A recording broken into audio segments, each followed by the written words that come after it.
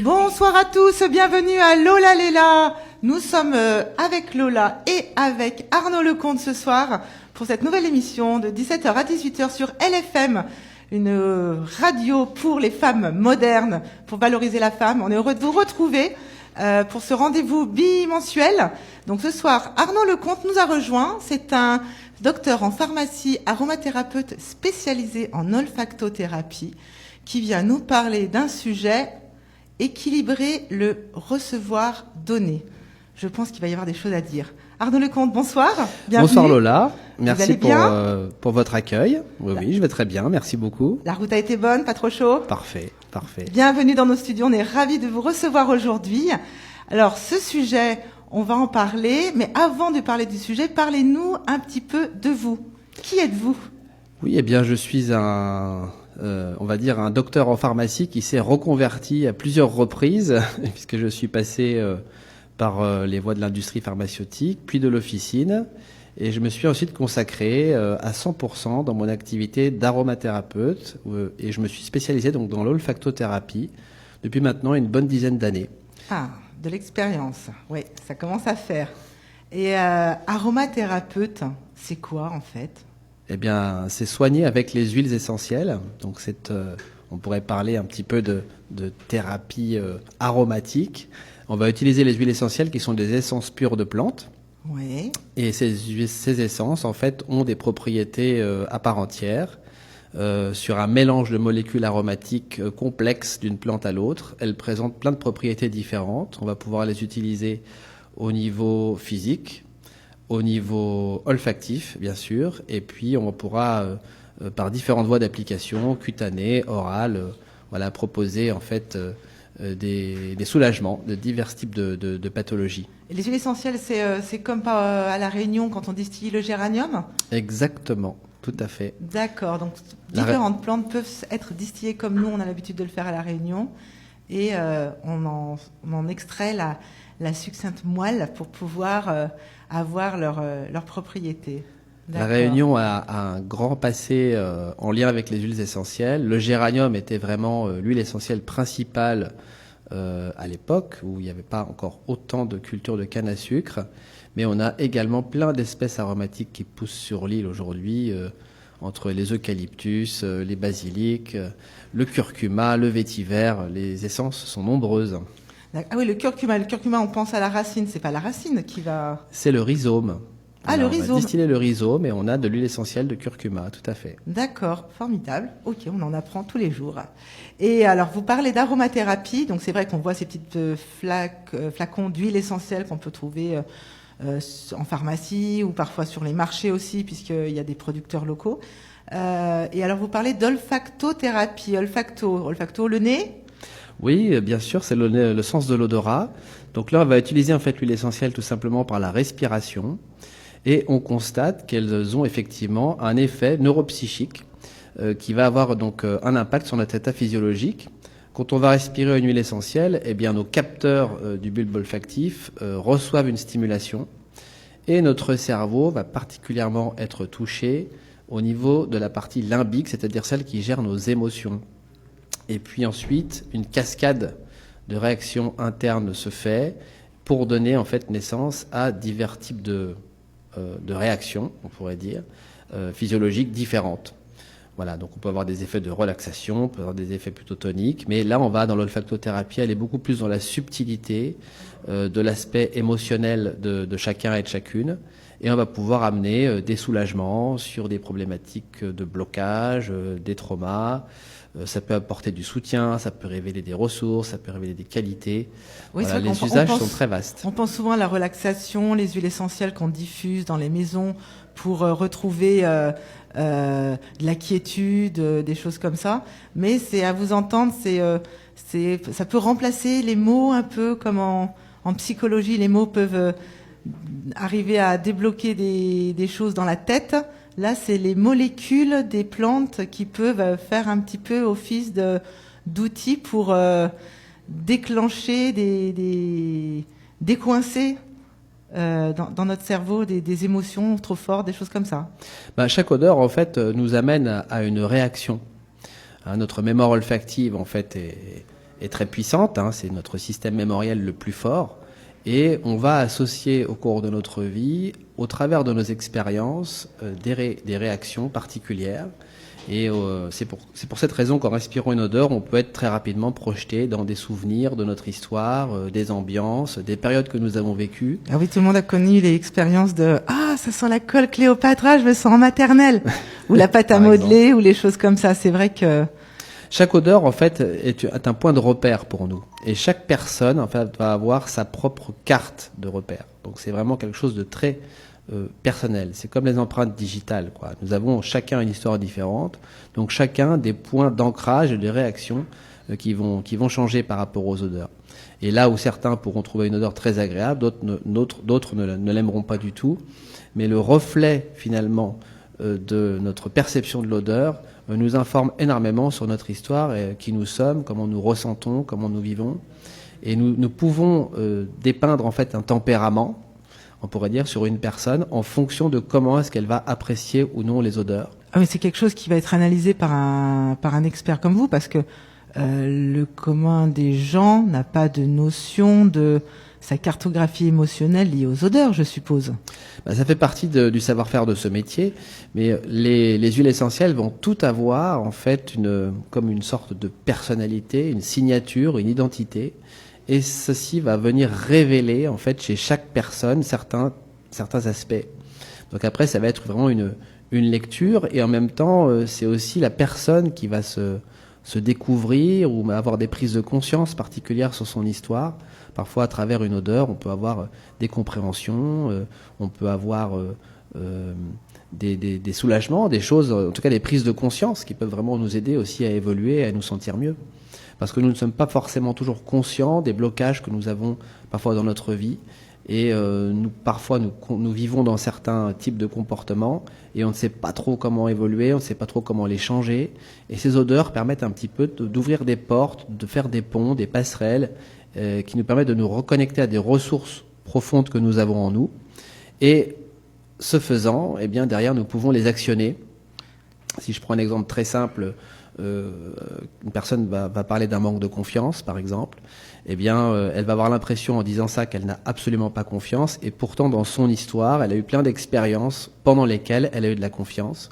Comment on va venir éclairer les étapes de cette histoire, de cette personne, et puis pouvoir lui permettre de se rappeler de manière consciente que cette conscience existe à l'intérieur d'elle, et l'huile essentielle peut créer une sorte de passerelle pour pouvoir se reconnecter à cette conscience qui est là. C'est comme un élément de l'inconscient qui d'un seul coup est mis en lumière et on peut retrouver cette ressource. Ça me fait penser à certaines thérapies, c'est pas le bon, mais petits trucs qui existent quand les gens sont dans le mal-être et on leur a appris à enregistrer un moment positif où on leur dit quand tu vis quelque chose de chouette, essaye de bien conscientiser tous tes sens, à l'odeur de la mer, le soleil qui se couche, etc. Comme une sorte de petite zone interne de sauvegarde pour pouvoir se replonger dans cette atmosphère le moment venu quand ça va pas. Là, c'est un petit peu pareil, c'est savoir trouver l'odeur qui va permettre de se remettre dans l'état positif. Ah si, j'ai eu confiance à un moment donné, c'est un peu ça, c'est avoir des stimuli pour pouvoir replonger dans des états de conscience positifs, si je comprends bien. Tout à fait, ça fait partie des techniques qu'on peut utiliser en olfactothérapie, c'est de créer ce qu'on appelle des ancrages. Voilà, où on va associer de manière sensorielle, à travers le sens de l'olfaction, à travers des mots, à travers des actions, à travers des situations, en fait des points d'ancrage sur lesquels l'huile essentielle va devenir un déclencheur, un détonateur. Et voilà, l'idée c'est de trouver vraiment l'huile essentielle qui va correspondre vraiment à la personne pour pouvoir obtenir ce résultat. Bah super. Mais alors l'olfactothérapie, ça existe depuis longtemps ? Alors, on pourrait parler d'un terme un peu plus générique, un peu plus général, on va dire, qu'est l'aromacologie. Voilà, l'aromacologie, ça existe depuis les années 80.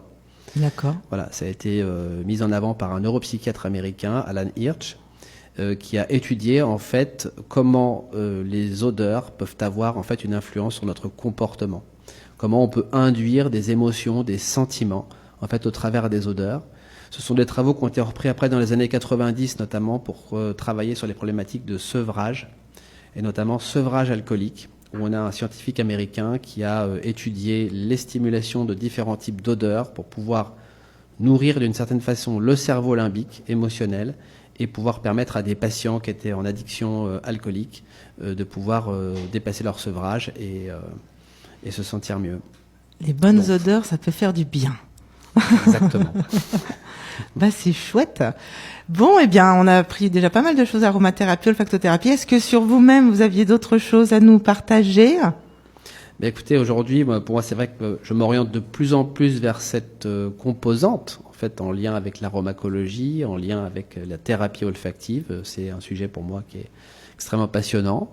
Voilà, et c'est différent pour chaque personne, et c'est toujours un émerveillement, c'est toujours des moments de rencontre aussi qu'on va faire avec les patients, que ce soit ça, vous dites avec des patients, vous avez donc un cabinet, vous consultez des patients? Tout à fait, je reçois en consultation sur rendez-vous chaque semaine, et donc je propose des formations régulièrement chaque mois, et c'est aussi très intéressant aussi de le vivre en groupe, c'est-à-dire comment en fait plusieurs personnes vont vivre une expérience avec une odeur en particulier, et comment les partages en fait des personnes vont pouvoir aussi venir nourrir, enrichir vraiment les compréhensions de l'ensemble du groupe. Donc moi, c'est absolument quelque chose que je trouve ça très très très passionnant, quoi. Enfin, j'adore. Hein. C'est quelque chose de riche.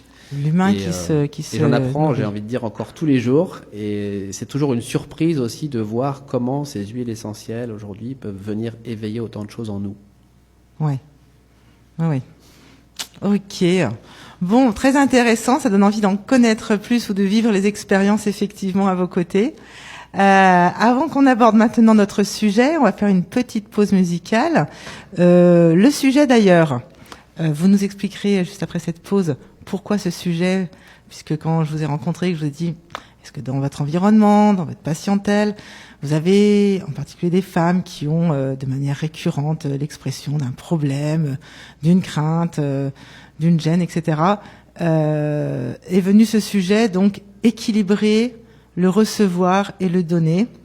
Effectivement, dans notre vie, on peut donner de son temps, donner de l'argent, donner de sa personne, recevoir les mêmes choses, mais souvent c'est pas forcément dans les mêmes équilibres. Donc c'est le sujet que vous nous avez proposé aujourd'hui. On va pouvoir l'aborder après la petite pause musicale, puisque vous nous avez proposé le titre Somewhere Over the Rainbow de Israël Kamakivuvol. Je suis pas sûre de le prononcer correctement. Pourquoi cette chanson ? Cette chanson me touche beaucoup parce que Somewhere Over the Rainbow, c'est quelque part au-delà de l'arc-en-ciel. Quelque part au-delà de l'arc-en-ciel. Voilà, il y a vraiment quelque chose il y a une note en fait de confiance, de foi qui est très très forte. Et puis c'est une chanson très douce, voilà, que j'ai toujours aimée et qui m'a toujours accompagné dans les moments de partage collectif. Eh ben c'est super. Eh ben c'est parti. On se retrouve après.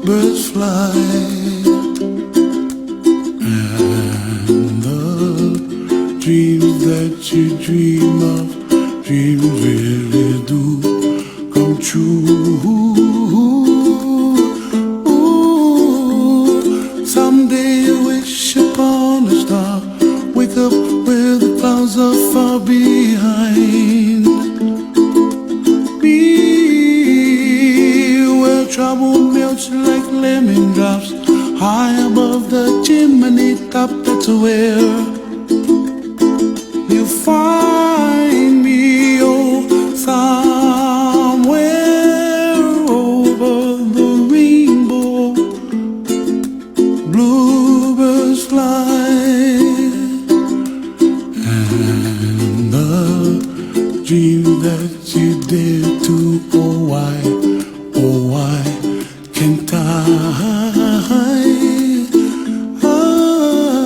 oh, someday I wish upon a star, wake up where the clouds are far behind me,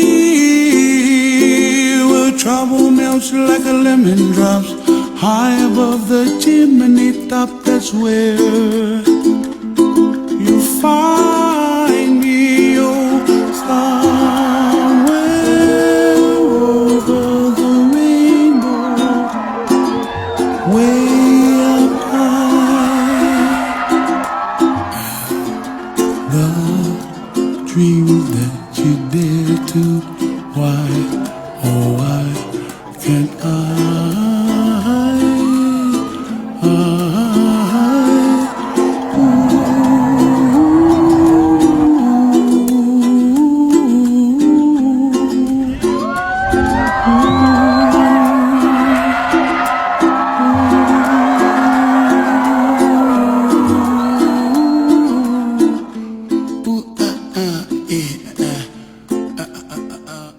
Bienvenue sur Lola Léla, nous reprenons notre émission aujourd'hui avec Arnaud Lecomte, docteur en pharmacie, aromathérapeute, spécialisé en olfactothérapie, pour venir nous parler du sujet équilibrer le recevoir donner.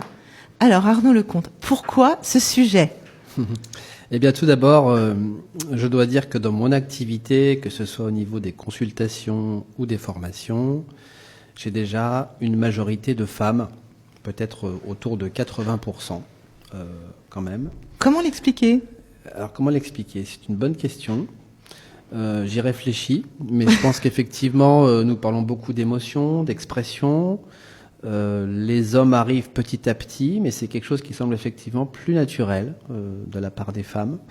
Je ressens aussi beaucoup cette envie de progresser, d'évoluer, mais dans l'idée de s'enrichir, dans l'idée de justement ce mouvement de revenir à l'intérieur, de penser à soi, peut-être autrement. Donc voilà, en tout cas ça fait des années que c'est comme ça, mais petit à petit, voilà, ça commence à changer un peu. Pour imaginer les hommes viennent, mais généralement ce sont des hommes qui sont déjà ouverts à une forme de sensibilité, voilà, ou d'introspection. Oui, puis c'est surtout le rapport à l'émotion, quoi. Voilà, c'est ça. On a une éducation où le garçon, c'est arrête de pleurer. C'est on se ferme, on doit pas. Enfin, c'est caricatural. On est dans un monde qui est très mental, donc c'est vrai que l'émotion n'est pas forcément quelque chose de naturel, et on n'a pas forcément été accompagné dans notre enfance à mieux vivre nos émotions, à les accepter, à s'exprimer, dire ce que l'on ressent. C'est pas forcément facile pour un homme, en tout cas peut-être plus facilement pour une femme que pour un homme. Oui, c'est ça. C'est vrai qu'on entend plus de la femme. Oh là là, elle a ses elle pleure, elle est triste, mais un garçon, s'il ressent la même chose, t'es un homme. Retiens-toi, sois fort. Et bien justement, oui, on va parler des croyances collectives à ce sujet, parce que de mon point de vue, oser vivre son émotion, c'est aussi affronter le regard de l'autre, c'est aussi oser être authentique, oser être soi. Et finalement, est-ce que c'est pas ça, finalement, la vraie force, plutôt que de retenir, pas montrer, avoir l'impression que tout va bien, mais finalement, tout ne va pas si bien. Ouais. Donc la force n'est peut-être pas à l'endroit où on le pense. Bon. Alors donc, équilibrer, recevoir. Donc vous étiez en train de dire plutôt des femmes dans votre entourage patientèle, vos ateliers, vos consultations. Et alors ces femmes, quels sont leurs retours réguliers qui vous amènent à nous parler de ce sujet, équilibrer le recevoir-donner aujourd'hui ? Eh bien, sur l'observation que j'ai depuis maintenant de nombreuses années, je constate que cet équilibre recevoir-donner, en fait, n'est pas en harmonie. Et qu'effectivement, aujourd'hui, beaucoup de femmes donnent beaucoup. Ouais. C'est ce que vous analysez de ce qu'elles racontent, ou c'est ce qu'elles expriment consciemment ? C'est ce que j'observe, mais parfois c'est pas forcément conscient de la part de ces personnes. D'accord. C'est-à-dire que en fait elles donnent beaucoup, et pour elles c'est comme si c'était normal. Et donc elles vont donner beaucoup pour leur famille, pour leurs enfants, pour leur mari, pour leur travail. Les femmes maintenant ont vraiment, pour beaucoup d'entre elles, une sorte de suractivité. Et quand les personnes viennent après en consultation, il y a un moment donné, en fait, où là, il y a une chute, quelque chose qui ne va pas. Parce que cet équilibre-là, où finalement on prend plus suffisamment de temps pour soi, on ne prend pas en fait des espaces de ressourcement, font qu'à un moment donné, en fait, l'équilibre ne peut plus tenir. Et en fait, les personnes ont besoin d'un soutien. Okay. Donc, c'est vrai que alors c'est intéressant, on va pouvoir en parler aujourd'hui, mais c'est surtout ce comportement de faire qui va être très très fort et au détriment de l'être. Entre l'être et le faire, aujourd'hui, on va beaucoup plus aller dans le faire. Il faut agir. C'est-à-dire qu'on est dans une société très patriarcale, on le sait. Il faut du résultat, il faut du rendement, il faut de la compétitivité. La société est très exigeante. Il faut réussir. Les erreurs ne sont pas toujours bien vues. Moins on en fait, mieux c'est, mais finalement on a du mal à les accepter. Et tout ça maintient en fait une forme de pression. Et cette pression, on va voir qu'elle cache quelque chose finalement derrière, mais qui fait que les personnes ne sont pas bien. Voilà. Au bout d'un moment, il y a vraiment un écroulement. Vous dites une sorte de pression, mais en parlant des différents rôles justement de ces femmes. Est-ce que elle, finalement, c'est une pression pour elle au départ, elle donne en tant que mère, parce que je suis une maman, c'est normal que je joue mon rôle de maman. En tant qu'épouse, je l'ai épousé, c'est mon homme, c'est normal que je sois présente pour partager ma vie avec lui. J'ai un boulot, on attend que je fasse des résultats, que j'atteigne des objectifs. Ça paraît assez logique finalement.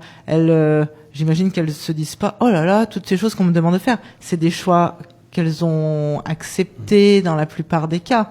La pression, c'est quoi ? C'est quand il y en a trop qu'elles se disent « C'est normal que je fasse tout ça, mais j'y arrive plus ». En fait, c'est là tout le problème. C'est-à-dire qu'on considère que c'est normal. On, c'est qui on ? En règle générale, là, quand vous dites, voilà, c'est normal de faire ceci, de s'occuper de sa famille, c'est normal de faire son travail, c'est normal, tout est normal. Et donc, c'est pour ça que finalement, on ne se rend même pas compte, en fait, du déséquilibre qui se met en place. C'est-à-dire qu'au final, on va avoir vraiment des personnes qui vont considérer que c'est tout à fait normal, en fait, de faire tout ce qu'elles font.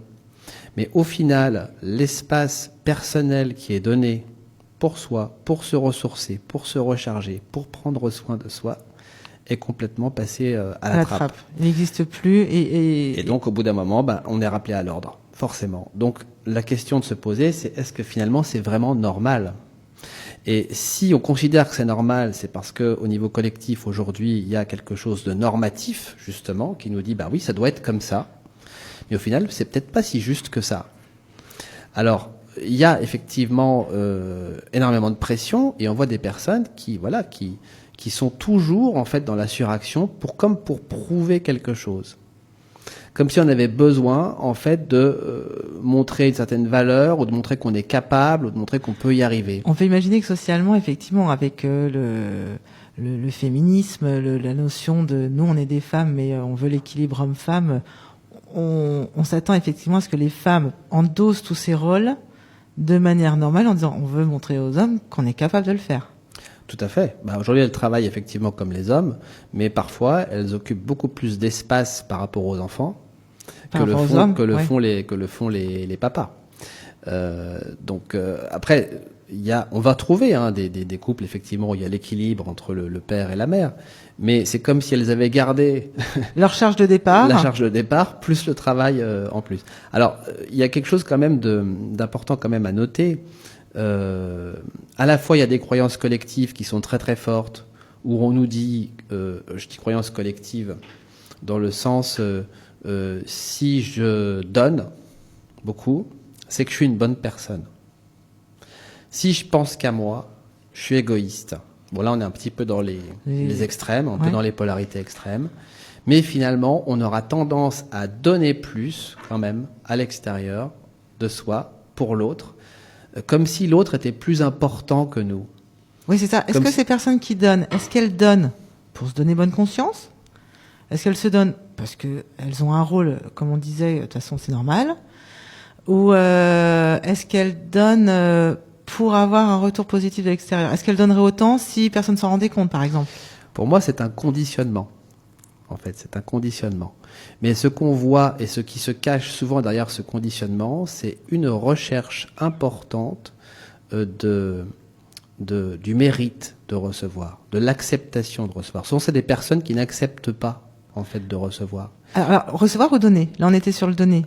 Là, Elle donne on était beaucoup sur le donner, mais donc on donne beaucoup, mais quand on donne beaucoup, pour recevoir. alors on donne Ah, pas pour pour mériter. recevoir, c'est-à-dire qu'on donne pas dans l'attente de recevoir. C'est très rarement comme ça. Souvent, on va beaucoup donner effectivement à l'extérieur, et nous, si on reçoit pas, ou si on a la dernière part du gâteau, ou si à la rigueur il y en a pas pour moi, c'est pas si grave. Je prends sur moi. Et donc, c'est toujours tout pour l'autre. Il y a comme un aspect quand même parfois assez sacrificiel. Mais on voit des personnes en fait qui courent après ça dans l'attente inconsciente d'une reconnaissance. Et ce que l'on constate souvent chez les consultantes à ce niveau, c'est que cette reconnaissance n'arrive pas. Zut! Elles ne l'obtiennent pas. Donc elles donnent sans montrer. Regardez, j'ai donné. Elles font pas des sbroufs. Combien de fois j'ai vu des personnes dans leur travail extrêmement compétentes, qui ont des charges de travail très très importantes et qui n'ont pas la reconnaissance en fait de leur hiérarchie. Elles l'attendent et en fait elles en font de plus en plus et cette reconnaissance en fait ne vient jamais. Et très souvent d'ailleurs ce sont des personnes qui sont particulièrement compétentes et qui sont même parfois au-dessus même de leurs compétences, mais elles n'en ont pas conscience. Et donc au final, cette reconnaissance ne vient pas. C'est comme si en fait à un moment donné, il fallait reconnaître soi-même dans un processus peut-être auto-initiatique sa propre valeur, savoir ce que l'on vaut et savoir aussi dire non, savoir poser des limites pour se respecter. Parce que sinon, la personne dit jamais non, donc en fait elle prend tout, on lui demande de faire des choses et puis elle accepte jusqu'à l'épuisement. Et ça, j'ai vu beaucoup de personnes dans ces situations-là. Et en face, le fait qu'il n'y ait pas la reconnaissance donnée, ça va être, on n'y pense pas, c'est pas socialement, on n'est pas des Américains. Les Américains, on sait toujours, oh, tu es wonderful, c'est merveilleux, j'adore ce que tu fais. C'est notre culture peut-être française aussi qui est pas très dans l'expression d'envoyer des fleurs. J'imagine il y a un côté culturel, puis il y a peut-être aussi un côté oh bah tiens, je lui dis rien, elle va m'en faire toujours plus pour me montrer. Enfin, est-ce que ça peut être inconsciemment une manière d'amener les gens à vouloir toujours plus pousser haut leurs capacités et leurs compétences parce qu'elles ont envie qu'au bout d'un moment ça saute aux yeux et qu'on finisse par dire oh c'est génial ce que tu fais. De toute façon, déjà, la première chose, je pense qu'il faudra leur poser eux-mêmes la question de pourquoi, en fait, ils disent ne pas reconnaissent merci. pas. Mais ce qu'on constate quand même souvent dans le monde de l'entreprise aujourd'hui, c'est qu'on va plus souvent mettre le focus sur ce qui ne va pas, sur les erreurs, que sur ce qui va bien. Et c'est la même chose, même parfois, dès l'école, chez les enfants. Voilà, les matières où ça fonctionne bien, on se dit ça fonctionne bien. Et puis là, en fait, où il y a des faiblesses, là, faut travailler, là, faut y aller. Là, on met vraiment le focus dessus, on met la lumière dessus. Et au final, on a un avis finalement tronqué de la chose parce que on ne voit pas assez, en fait, ce qui fonctionne bien. On n'y donne pas suffisamment d'espace. On verra plus facilement dans notre société aujourd'hui, je pense, le verre à moitié vide que le verre à moitié plein. Et ça, c'est certainement culturel aussi. C'est culturel. Mais la prise de conscience, en fait, est importante parce que elle permet à un moment donné de revenir à soi, de revenir à sa propre estime de soi, sa propre valeur. Alors, j'avais vu, moi, une étude quand même qui m'avait vraiment beaucoup surpris, qui avait été faite au niveau mondial, où on constatait que 80% en fait des personnes qui n'ont pas confiance en elles, en fait, n'ont pas été validées par leur père lors de leur jeunesse. C'est-à-dire que il y a une recherche en fait toute sa vie pour prendre confiance, mais ce besoin en fait de validation est souvent la validation du père. C'est-à-dire que le père, quand il va reconnaître en fait les qualités chez son enfant, il est en train de construire quelque chose de solide sur lequel l'enfant va pouvoir se positionner et avancer en fait dans la vie avec cette confiance-là. Et si ça n'a pas été donné en fait à ce moment-là, il va y avoir souvent une recherche inconsciente d'avoir cette reconnaissance quelque part. Et si elle vient pas du père, il faudra qu'elle vienne de quelqu'un d'autre, etc. Donc on recherche cette validation en fait extérieure et on a du mal à voir en fait exactement nos propres capacités, nos propres qualités, parce qu'on met beaucoup trop le focus en fait sur nos erreurs. Et le problématique de cette vision de l'erreur qu'on a dans notre monde en fait aujourd'hui, l'erreur est mal vue. Voilà, on a du mal à l'accepter. Donc on tend toujours vers une sorte de perfection. et ça nous met constamment sous pression. Et beaucoup de personnes sont rarement satisfaites, en fait, parce que ça peut toujours être mieux. Ouais. La perfection, la rigueur, le toujours plus. Donc... Alors, ça met en place quand même des mécanismes qui sont quand même très importants par rapport à la culpabilité. Et là, je veux quand même mettre un focus là-dessus aussi. C'est-à-dire que dans le recevoir-donner, souvent les personnes qui donnent beaucoup, si d'un seul coup, comme c'est leur habitude, c'est leur structure, elles donnent moins, elles vont culpabiliser. Même si elles l'ont fait consciemment. Donc c'est souvent un mécanisme de protection de la culpabilité. Si je donne, au moins j'ai bonne conscience. C'est inconscient tout ça, hein. C'est pas réfléchi, mais j'ai fait tout ce que je pouvais. On peut pas m'en vouloir. Voilà, quelque part, j'ai bonne conscience, j'ai fait de mon mieux, etc. Et finalement, ça nous protège d'un sentiment de culpabilité. Ouais. Mais si d'un seul coup on s'arrête et qu'on donne pas, voilà, on n'a pas été suffisamment présent pour telle personne, on allait prendre un temps pour soi, puis finalement c'est notre mari, c'est notre enfant qui prend la priorité, on se fait passer après, et puis finalement on va culpabiliser si on prend un temps pour soi. Donc ça devient difficile de prendre un temps pour soi. Donc il y a vraiment une notion d'accepter vraiment de prendre ce temps. Et de conscientiser, finalement de se dire je donnais à 100%, allez je vais donner plus qu'à 80%, je vais garder 20% pour moi.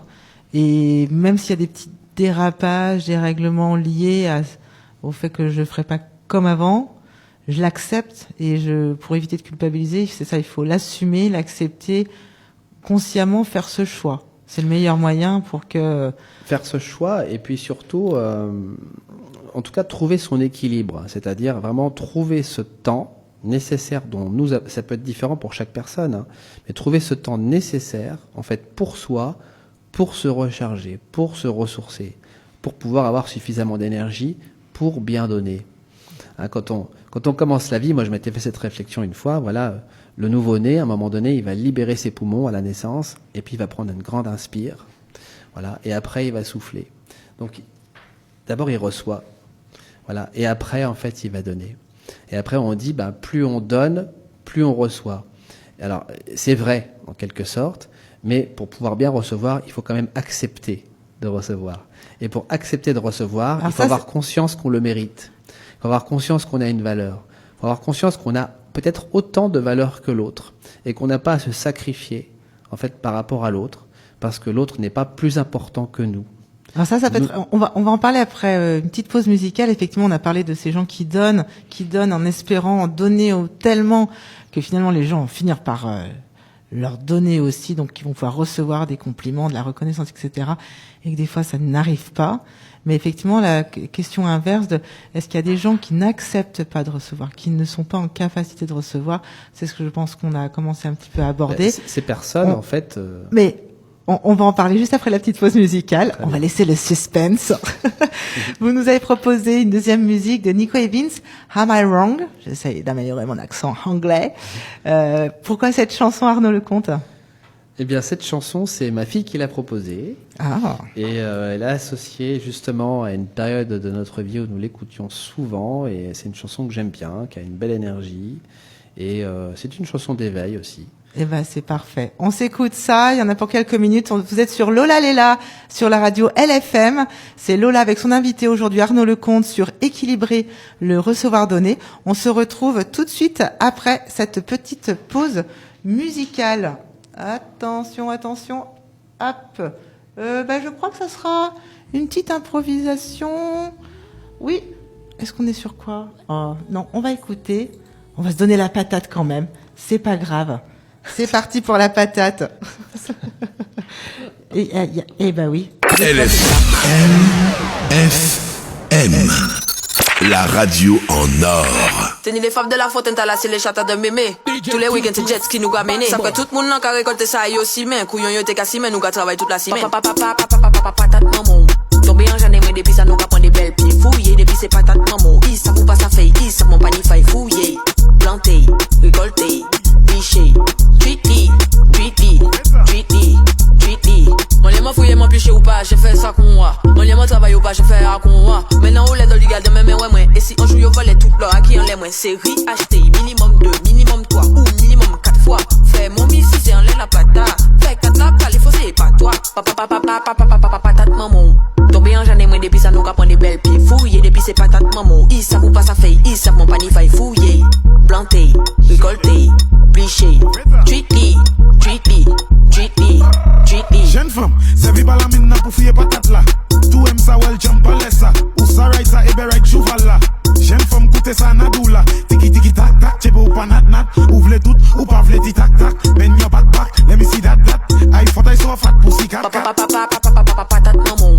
Tombé en j'en ai moins depuis ça nous va prendre des belles plis. Fouiller depuis c'est patate maman. Ils savent où pas ça fait, ils savent mon panier faille fouiller. Planter, récolter, plicher. Tweetly, tweetly, tweetly, tweetly. Mi c'est fouiller. Planter, récolter, plicher. Tweetly, tweetly, tweetly. Ou pas j'ai fait ça comme ça. Baby parler en backseat moto, il est en big loto. Ils savent pas qu'à faire zéro. Zéro compte tête toto, compte tête toto. Donc nous en check au baby parler en backseat moto, il est en big loto. Ils savent pas qu'à faire zéro. Zéro compte tête toto, compte tête toto. Donc nous en check au patate maman. Tombé en j'en ai moins depuis ça nous va prendre des belles plis. Fouiller depuis c'est patate. Eh bien, j'espère que vous avez bien repris la patate avec la patate de Meryl. Chanson un petit peu arrivée impromptument et qui a l'air de troubler un petit peu mon invité. Je crois que c'était pas du tout son genre de musique. Je suis encore désolée, Arnaud Lecomte. Et oui, ça arrive. C'est le direct. Des fois, la technique nous surprend et nous laisse improviser et faire des... Mais on aurait mis la patate. Donc, vous êtes bien sur Lola Lela, la radio LFM, avec Arnaud Lecomte pour parler du équilibre entre le recevoir et donner.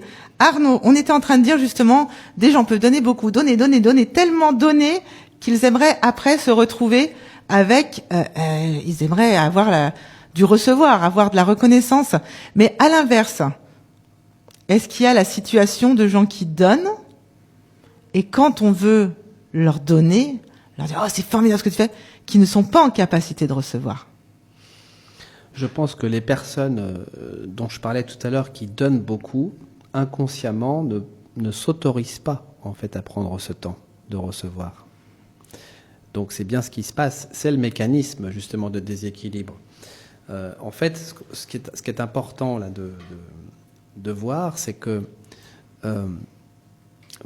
pour bien donner, parce que c'est important pour ces personnes de bien donner, et puis c'est des personnes de cœur, voilà, très souvent on est là, on donne vraiment avec notre cœur. Pour bien donner, il faut bien recevoir. Parce que si on n'a pas suffisamment reçu, on va pas forcément recevoir effectivement le meilleur, et bien on pourra pas donner le meilleur parce qu'on n'aura pas suffisamment d'énergie pour bien donner. Donc il faut effectivement que ce recevoir soit de qualité. Donc s'autoriser de prendre ces espaces pour soi, en respect de soi, en posant parfois des limites, parfois en osant dire non, en disant bah là je ne peux pas parce que là j'ai vraiment besoin de me retrouver, j'ai besoin de reprendre de l'énergie, de la force, et après je pourrai le faire. C'est aussi une façon de se respecter et c'est une façon de pouvoir mieux respecter l'autre quelque part. D'où l'équilibre, toujours cette notion d'équilibre. Et donc par rapport à tout ça, vis-à-vis de ces femmes que vous recevez, quels sont vos outils, quelles sont les clés que vous utilisez pour les aider justement à gérer ces situations? Alors, il y a différents axes en fait qui sont vraiment importants d'éclairer avec les huiles essentielles. Comme les propriétés en fait sont vastes au niveau psycho-émotionnel, on va avoir des huiles qui sont toutes indiquées en fait qu'on va pouvoir respirer pour pouvoir à nouveau rééclairer ces prises de conscience. Tiens, bah oui, effectivement, là il y a quelque chose qui n'était pas juste dans ce que je faisais, et comment je vais pouvoir finalement m'offrir quelque chose qui va me faire du bien. Alors, je peux en proposer quelques-unes qui peuvent être vraiment intéressantes. Ben, une des premières qui est très intéressante, c'est la lavande. La lavande officinale, une huile qui est très connue, très simple en fait d'usage, et à la respiration qui va nous apporter un moment de sécurité, un moment de réconfort, un moment de détente, un moment où on va pouvoir en fait se relâcher comme si on avait un petit peu l'étreinte d'une mère, un côté très sécurisant, maternant, qui va vraiment d'un seul coup nous mettre en fait en sécurité, comme pour créer un espace où on fait lâcher la pression, puisque la lavande en fait va vraiment être une huile essentielle qui va correspondre à peu près à toutes les émotions. Elle va calmer les peurs, elle va calmer les colères, les injustices, les sentiments d'injustice, Elle va venir apaiser la culpabilité, la tristesse. Voilà, c'est vraiment une Mais huile c'est qui est magique. très très complète, très facile en fait d'usage. Et alors d'usage justement, on pense dans les pharmacies, on a les distillations, les petits flacons, on met quelques gouttes, et les diffuseurs, pardon. Mais il y a d'autres moyens. Est-ce que on voit aussi des fois, tiens, on met un peu sur l'oreiller, ou on peut mettre sur un tissu, qu'est-ce que vous recommandez? On peut utiliser effectivement différents types de supports. Hein. Vous allez avoir des supports adsorbants. Parfois, on va pouvoir mettre quelques gouttes d'huile essentielle dessus. Ça peut être dans une voiture, ça peut être dans une maison. Alors, il y a quand même pas mal de règles en fait à connaître par rapport à l'olfaction, puisqu'on peut pas comme ça faire respirer les huiles un petit peu à tout le monde. Hein. Il y a faut de la vigilance par rapport aux enfants, aux jeunes enfants, aux femmes enceintes, aux personnes fragiles. Selon les huiles, on va éviter parfois des huiles qui vont travailler un petit peu trop fort sur le système nerveux, faire attention aux asthmatiques. Voilà, il y a différentes règles, donc là, il faut quand même bien se renseigner pour savoir quelles huiles on peut respirer. Là, on se renseigne auprès auprès des personnes compétentes en la matière. donc les vendeurs d'huile essentielle, par exemple, les pharmaciens. Ça peut être effectivement le conseil à la pharmacie, et puis bon, après moi, ça fait partie de mon activité, bien sûr. Mais voilà, et ce temps en fait d'olfaction. Voilà, il peut être variable aussi. Respirer une huile 30 secondes, respirer une huile 1 minute, respirer une huile 5 minutes, ça va pas avoir le même impact en fait au niveau de notre psyché. On peut trop respirer et avoir des effets négatifs? Généralement, on respecte un peu les limites qu'on se donne, c'est-à-dire que moi, ce que je conseille souvent, c'est de ne pas se forcer. Je vais pas dire il faut absolument respirer l'huile tant de temps. Je veux dire, les personnes savent elles-mêmes quand elles en ont suffisamment. Donc on s'autorégule, j'ai envie de dire. C'est un peu comme quand on prend un petit carré de chocolat parce que ça fait du bien. Par Au exemple. bout d'une demi-tablette, on peut se dire c'est peut-être suffisant sans culpabiliser sur la balance. Simplement se dire que les papilles ont déjà eu ce qu'il fallait. Je ne sais pas. Parfois sur le chocolat, on peut être déraisonnable. Ah, c'est un Mais, gourmand. alors effectivement, quand même, cette pratique, moi souvent je la mets sur une mouillette, sur un support, voilà, soit les mouillettes de parfumerie, ou ça peut être une languette de papier également, ça peut être intéressant. Mais la posture est importante quand on va respirer une huile essentielle. Hein. Posture, moi que je conseille vraiment assise, les pieds au sol, le corps ouvert, les bras décroisés. On prend un temps pour soi. On prend un temps pour l'être, pour revenir à l'intérieur de notre être. Quand on va respirer, on va observer ce qui se passe, on va ressentir notre corps, on va percevoir des sensations, on va être attentif à ce qui se passe dans notre corps. Et on est tellement parfois tiré vers l'extérieur par un tas de divertissements, de la surcommunication à tout va au quotidien, qu'on ne prend pas ce temps de connexion à notre corps. Et donc, si j'entends, c'est en fait plus comme une sorte de petite routine qu'on va mettre en place, plutôt que comme le petit verre qu'on prend en sortant du travail, des fois en se disant « Ah, tiens, la journée est finie, ouf !» Là, ça va pas être par rapport à une émotion. C'est pas, on ressent l'émotion, on prend la lavande. Ça peut être le cas. Ça peut aussi. Ça peut être une réponse directe, en fait, à une émotion inconfortable qu'on est en train de vivre. La personne a vécu une colère dans la journée, elle rentre à la maison, elle sent que c'est encore présent, elle va pouvoir prendre une huile essentielle pour soulager cette colère. L'idée, en fait, c'est de mettre en mouvement les sensations du corps pour que l'émotion circule et se libère. C'est-à-dire qu'elle ne reste pas, en fait, bloquée au niveau du corps. Parce qu'après, il peut y avoir des impacts de douleur, de blocage, des nœuds, etc. Donc l'idée, c'est vraiment de se libérer. Et on voit vraiment, d'ailleurs, que quand les personnes se libèrent des émotions, on voit des douleurs disparaître, on voit déjà une sensation de mieux-être qui est évidente. On dit toujours qu'il y a une connexion entre la tête et le corps. On l'avait vu avec nos précédents invités, les connexions, effectivement, du mal-être et des mots au corps. Et alors, la lavande, donc, qui a l'air d'être un peu une passe-partout, neutralisant un peu les émotions trop fortes. Vous en avez d'autres à nous recommander par rapport aux émotions les plus souvent exprimées par vos patientes? Eh bien, une qui éclaire très bien, en fait, cet équilibre recevoir-donner, c'est la fameuse vanille, voilà, qu'on connaît bien à La Réunion. Voilà, donc là, on va respirer plutôt l'extrait de la vanille, mais la vanille va avoir un côté très nourrissant et va nous apprendre, en fait, à recevoir. Elle va développer, soulager notre inspire, notre façon d'inspirer l'air. Voilà, on respire mieux tout de suite quand on respire de la vanille, et puis on se sent nourri, comme si on avait rempli quelque chose à l'intérieur de soi. C'est comme une mère qui est en train justement de nous nourrir. Tout à l'heure, c'était la lavande, mais ce côté très maternant. Et voilà, la vanille va vraiment nous éclairer, nous apporter ce côté nourrissant, ce côté je m'ouvre au recevoir. On va avoir là, j'en profite pour citer aussi des huiles réunionnaises, parce que le géranium est une huile clé, en fait, dans l'équilibre recevoir-donner. Le géranium est une huile du cœur. Une huile qui va nous aider, justement, à revaloriser nos capacités, à augmenter notre estime de nous-mêmes, à prendre soin de nous, à être doux dans nos jugements par rapport à nos erreurs. Dans nos jugements vis-à-vis de nous-mêmes. Tout à fait, l'autocritique, le jugement, la culpabilité, par exemple. Voilà, le géranium va amener énormément d'apaisement, en fait, sur ces aspects-là. C'est une huile qui va nous apprendre, en fait, à mieux nous aimer. D'accord, c'est intéressant. Alors, est-ce que avec tous les géraniums qu'il y a dans les jardins et qui élarguent leurs odeurs dès qu'on les froisse en passant, on peut imaginer qu'à la Réunion, on est beaucoup plus apaisé simplement parce qu'on a des plantes comme ça en proximité. Ah bah, de toute façon, alors le géranium rosa, effectivement, le géranium bourbon. Hein, après, il suffit de le respirer, j'ai envie de dire. Ouais. Mais c'est vrai que ça va vraiment apporter comme ça ce baume au cœur, quoi. Voilà, c'est un baume au cœur, c'est un excellent équilibrant nerveux, le géranium. On se sent meilleur. Donc, on une se meilleure sent, personne.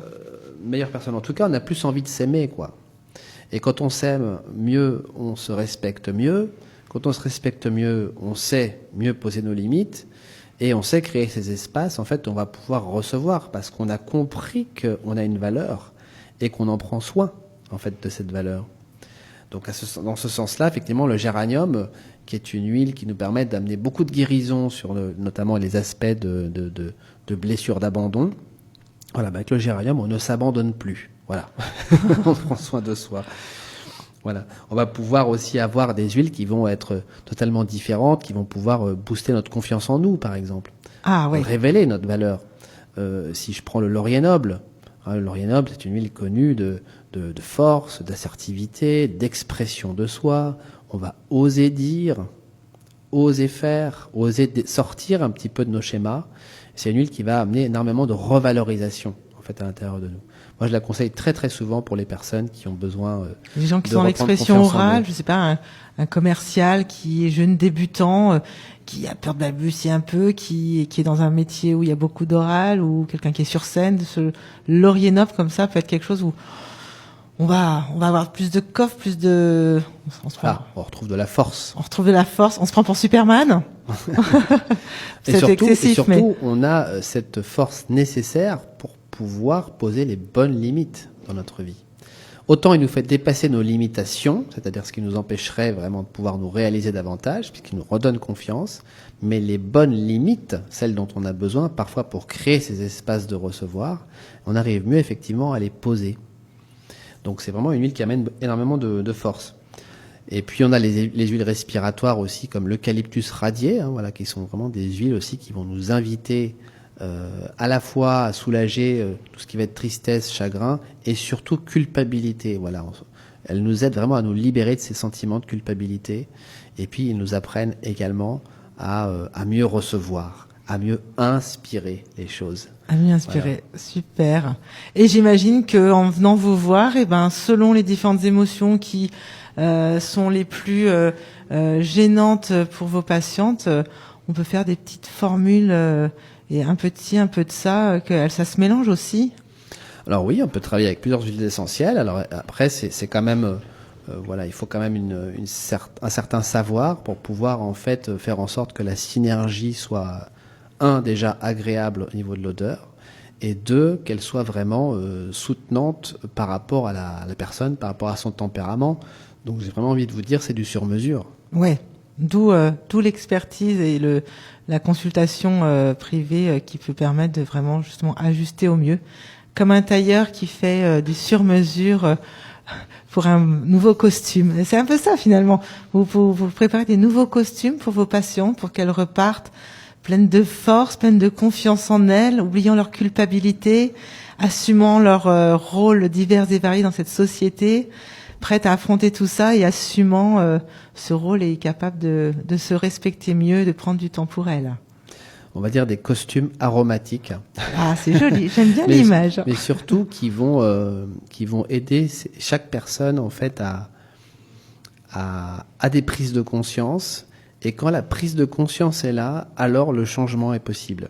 C'est très difficile en fait de changer quand on n'a pas pris conscience en fait du mécanisme. Oui, c'est sûr. Mais une fois qu'il est établi, qu'il est mis en lumière, et bien là, ça déclenche automatiquement des actions différentes. Et quand les actions sont différentes, et bien la réalité évolue. Super. Voilà. Bon. Est-ce que vous aviez un dernier petit mot à rajouter avant que... Alors, à ce moment-là, pour dire à nos auditeurs, on peut retrouver les informations sur les ateliers que vous faites, les formations et tout ce que vous pouvez évoquer sur l'aromathérapie et l'olfactothérapie sur le site aromeélémentaire.com. Donc trouvable sur Google. Si les gens souhaitent vous rencontrer, le téléphone c'est le 06 93 92 23 95, 06 93 92 23 95. J'ai l'impression que j'avais entendu parler, quand on vous rencontre, on découvre quelque chose. Donc laissez-vous surprendre par le nouveau costume olfacto que vous pourriez avoir d'Arnaud Lecomte. N'hésitez pas. En tout cas, merci beaucoup Arnaud Lecomte pour votre présence aujourd'hui. C'était très chouette d'en savoir plus sur ce monde des odeurs et de savoir que là, ça fait pas mal. C'est pas de la chirurgie, de pouvoir se faire du mieux, de pouvoir débloquer ces mécanismes mentaux qui des fois nous bloquent un peu dans notre vie, grâce à des odeurs, tout en douceur. Donc merci beaucoup pour ce partage. Nous, on va se retrouver dans 15 jours. Ça sera avec Sophie Guérin, psychomotricienne et apprentie aventurière, qui est partie au Groenland en voilier pour aller grimper des grandes voies d'escalade dans un contexte très masculin. Elle viendra nous évoquer en tant que femme inspirante que on peut être un petit bout de bonne femme et arriver à faire de grandes choses. Donc je serai ravie de la recevoir. On sera le 18 décembre à 17h dans l'émission Lola Léla. Et avant de retrouver donc Casse Dédi à 18h avec Fred, je vous propose une dernière petite chanson avant de se quitter. J'ai réussi à retrouver la chanson pour Arnaud Lecomte. Donc ce soir, ce ne sera pas notre chanson habituelle de Résiste de France Gall, mais ça sera donc Nico et Vince, Am I Wrong?